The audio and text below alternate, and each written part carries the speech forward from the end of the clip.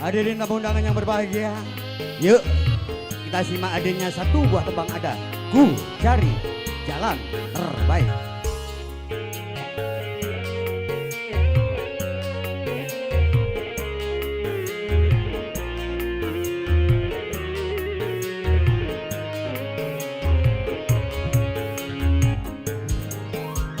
Sepanjang kita masih terus begini, takkan pernah ada damai bersenandung. Kemesraan antara kita berdua sesungguhnya keterpaksaan saja.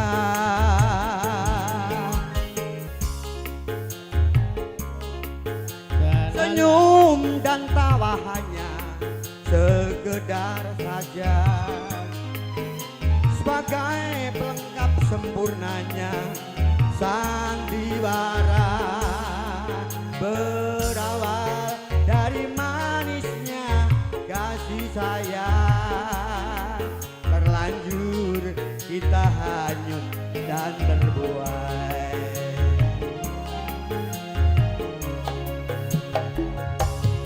Ku coba bertahan mendampingi dirimu,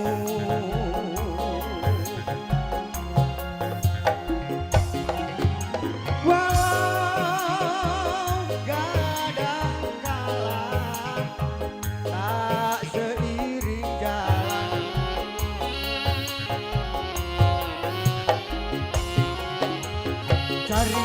Cari dan selalu ku cari jalan terbaik ini, agar tak ada penyesalan dan air mata.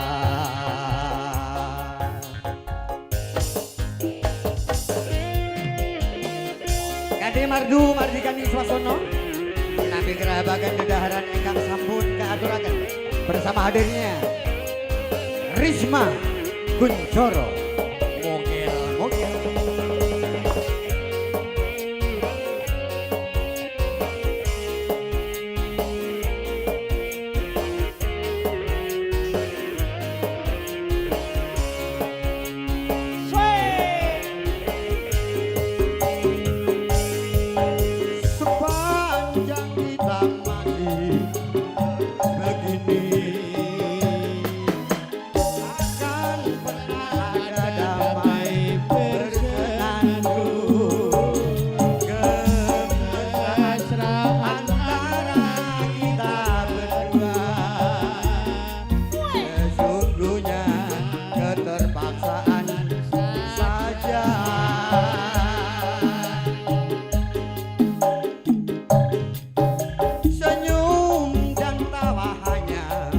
Sekedar saja, sebagai pelengkap sempurnanya sandiwara. Berawal dari manisnya kasih sayang, terlanjur kita hanyut dan terbuai.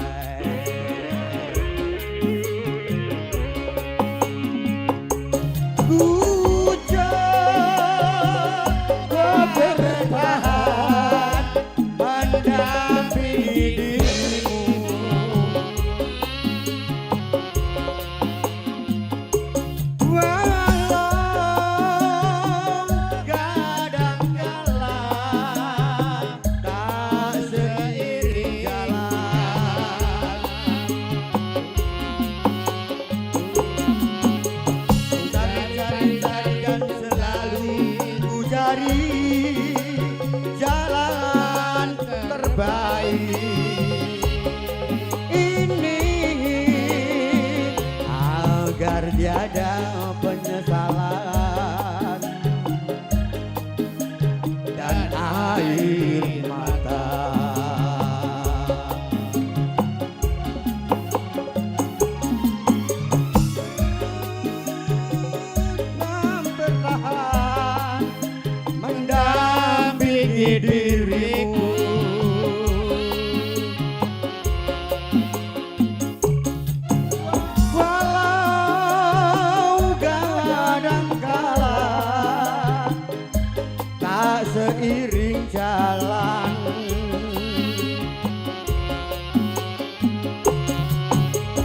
cari dan selalu ku cari jalan terbaik ini agar tiada penyesalan dan air mata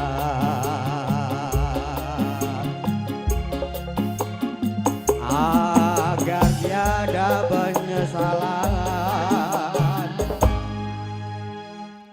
dan air mata.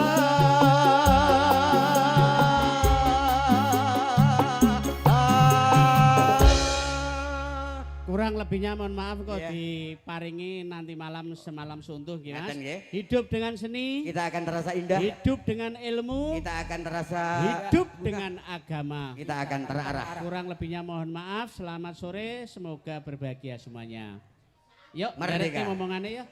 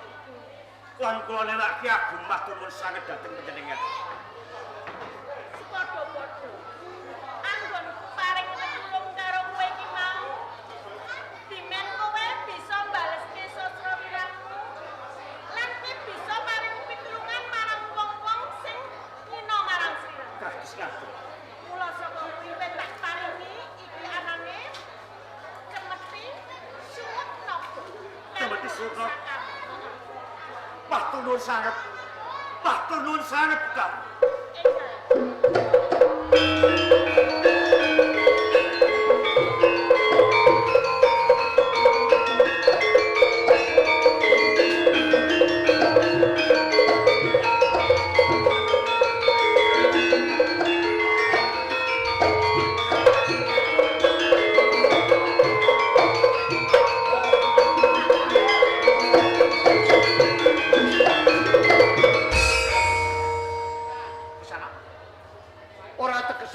Lawan kowe iki ora nang lagi pisan iki. Sopo kang dadi arane? Ditepungke aku Kencanawati. Kencanawati. Aku kalebu ratu saka ing Kadipaten Majalengka. Banjur sakwise kowe ketemu lawan aku, tepungke sapa jeneng? Diwanoki. Aku pangeran Hadiwarna putra. Pangeran Hadiwarna. Galuh Pakua. Iya. Kok nyandhet anggonku kepengin golek bulan uang. Isen-isen pun raja, yo karepmu apa? Mergo sawise aku ngerti sliramu, rumangsa kaduduk rasane atiku tuwuh rasa tresna kelawan sliramu. Tresna kelawan aku. Bener? Tah mongko lagi sepisan iki kowe lan aku ketemu. Kok duweni rasa tresna kelawan aku? Yo ora dadi boyo pangup, sing baku kowe gelem apa ora? Aku ora bakal suci ngimbang katresnan. Gelem apa ora? Aku ora gelem apa ora?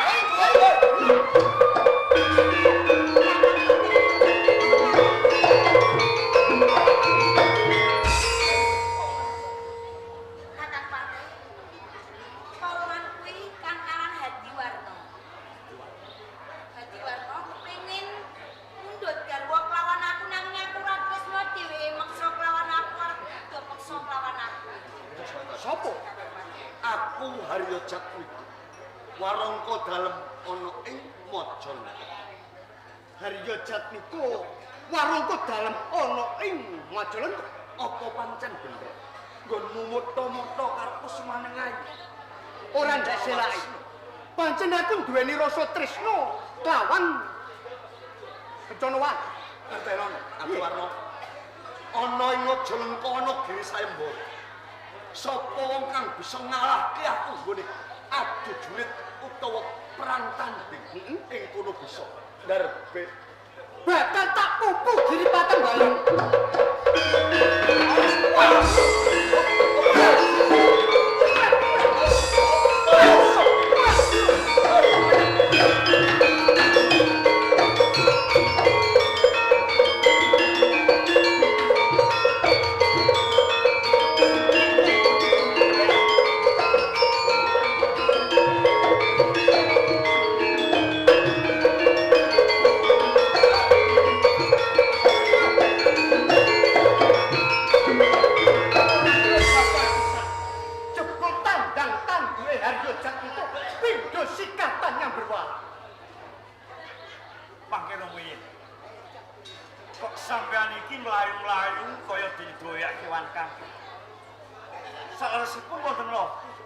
Lagi wae aku tetanggengan kelawan Harya Jatmiko, patih saka Majalengka. Ing kono dhewe nganake Giri Patembaya. Sapa wae sing bisa ngalahke Harya Jatmiko, ing mengkone bakal dientukke kelawan Kencanawati. Terus sapa? Legawa. Kula Legawa.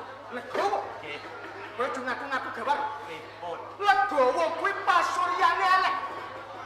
Senajan to dheweke elek, nanging pinangka dadi abdi kang kinasihku. Dadi kowe aja ngaku-ngaku. Terus menapa iki dados pangandika panjenengan? Saksangunipun panjenengan menika padhek wonten ing ngajengan kula. Saumpami panjenengan pangling kalih kula nanging mboten pangling kalih swami. Kula Legawa. Abdi kinasih panjenengan. Kowe bener Legawa. Kula Legawa.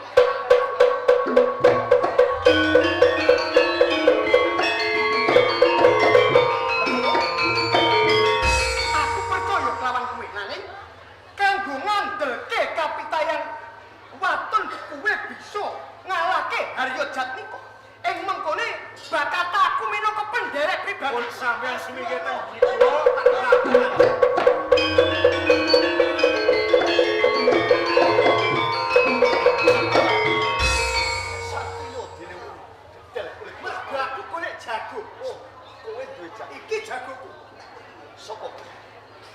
Kula lega. Lega. Nggih. Pernah apa karo? Kula abdinipun Jeng Pangeran Adiwar. Adiwarna muku patem bayakku burung bae kalah wis keplay. Sakniki kula badhe muku Giripaten Boyo sampe. Muku Giripaten bayane Adiwar. Yo yen to pancen kowe bisa tau jo sampe. Yen sampean kuat tampane. Pusakaku cemeti sumut nom. Tak sembah drama.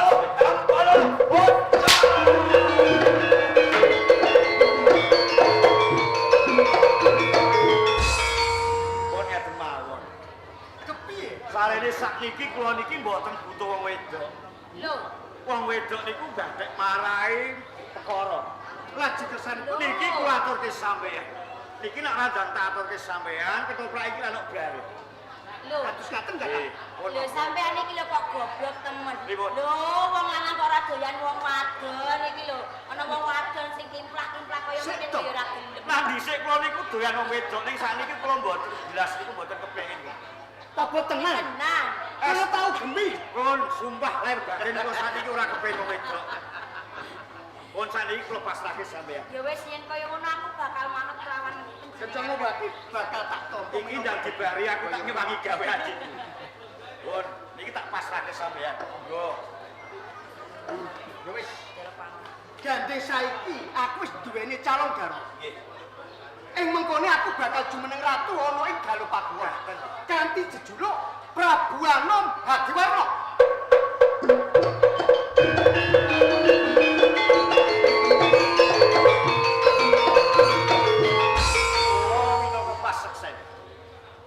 Minangka panjenengan jumeneng ratu wonten ing Galupakuan. Pandonga kula Kepiye? ingkang supados panjenengan dados pengayoman ing Galupakuan saged ngayemi lan ngayomi para kawula ing Galupakuan. Amin. Sumrambah sedulur kula Sutikna dalah den anggenipun gadah damel kalis ing Sambikala. Amin. Dipun paringi rejeki ingkang malimpah-limpah. Amin. Adem ayem tentrem sak lawas-lawas. Amin. Pamil saking menika monggo sami gembul jono. Ondro